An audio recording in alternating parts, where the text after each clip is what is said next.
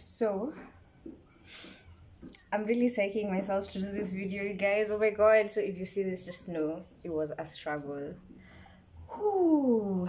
Let's do this. Baby, I know it's getting late, and you don't wanna wait, but I won't waste your time. Now, I know you're probably wondering, why has she set us up like this?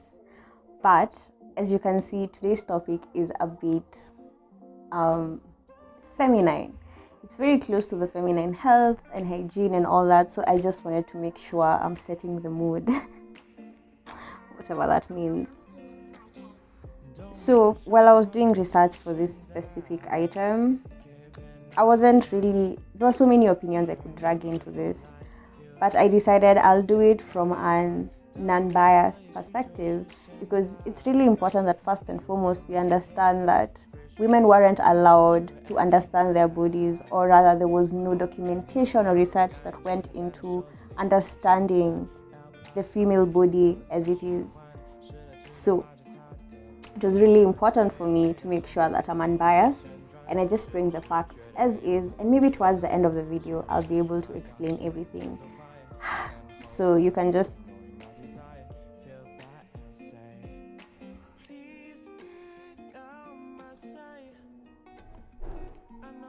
Are you seeing the sun?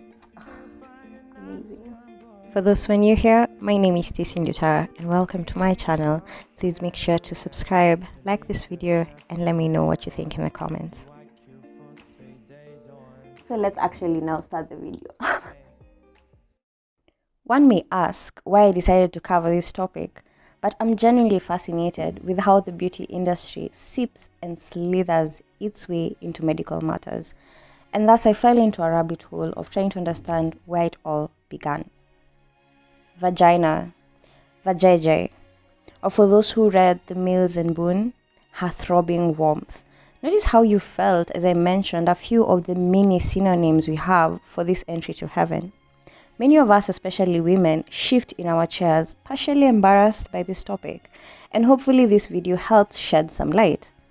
We can probably blame the negligence, or rather the medical negligence, in that there wasn't a medical term for it until 1680. The Latin word vagina up until then was used to refer to the sheath of a sword. I don't want peace. I want problems always. Before you roll your eyes, it actually gets worse.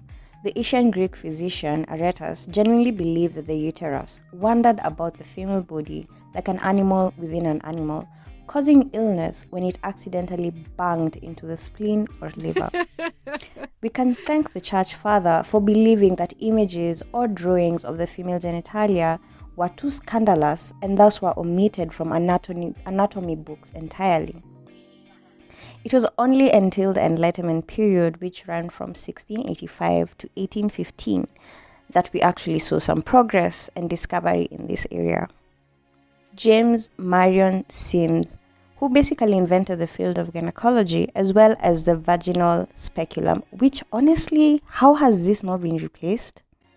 With so much knowledge brought to light, it was only a matter of time before women were presented with methods or herbs that would keep their vagina fresh, tighter, better, that we see the beauty industry begin to set standards in an area that was initially mysterious as well as dismissed as improper. Over the centuries, these methods are still active till date.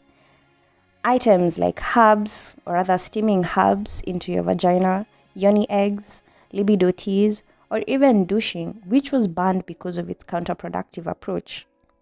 Which made me wonder, are we victims of lack of knowledge? I spoke to a doctoral friend who deemed this line of vaginal care as unnecessary. For those who've explored this, I would love to hear your experience, and this video should in no way take away from that. Instead, I offer a hypothesis. What if vaginal care simply relies on your belief that it'll work? Basically, the placebo effect.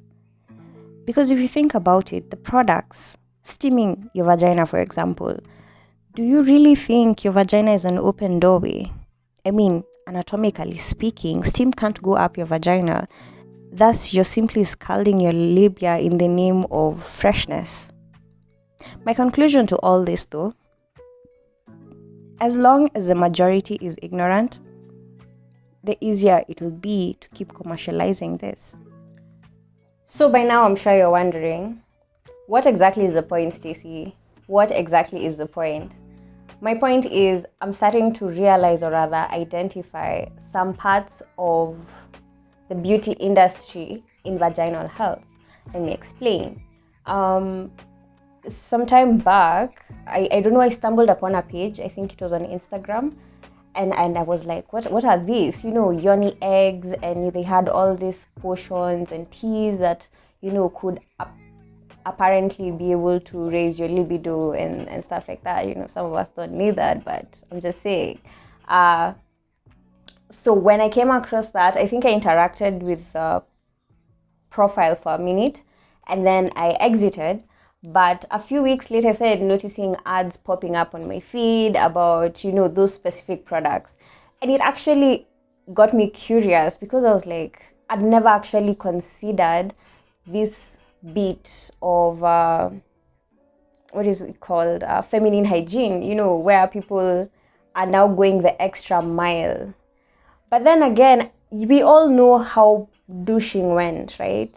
When people realize that actually pumping in whatever concoctions you want to pump in to your vagina doesn't necessarily make it better, or more lubricated. We forget that it's actually self-cleaning, self-lubricating, self-everything.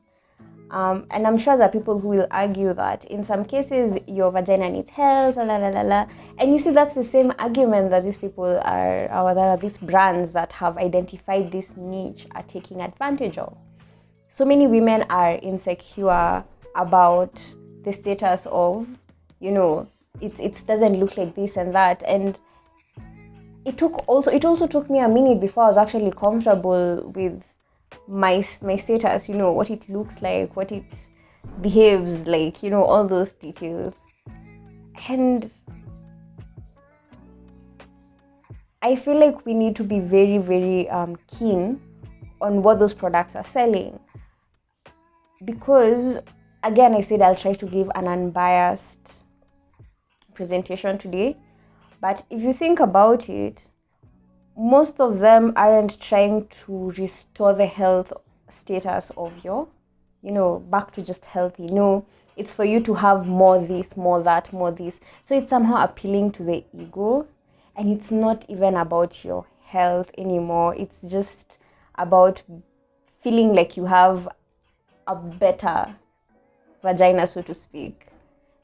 And the purpose of this video wasn't necessarily to be down on these brands, but to actually call ladies to actually take a moment and think about what they are doing, or even the men who, for example, keep pushing. They also need to reconsider: is it at the end of the day, the bottom line, is it more about the health status, or is it because you want it to smell or look or feel a different way? And man, I was really hesitant about doing this video, but something I knew is I want to be more insightful, so to speak. There are things I think about, and I'm sure there are other ladies out there, or people in my specific age group, and would like to discuss those specific ideas. So yeah, I'll just start putting out videos for specific recurrent issues that probably aren't discussed as much. So thank you so much for spending time with me, and I guess please don't forget to like and subscribe, of course. Share this video, let me know in the comment section what you thought, and I guess I'll see you guys next week. Bye.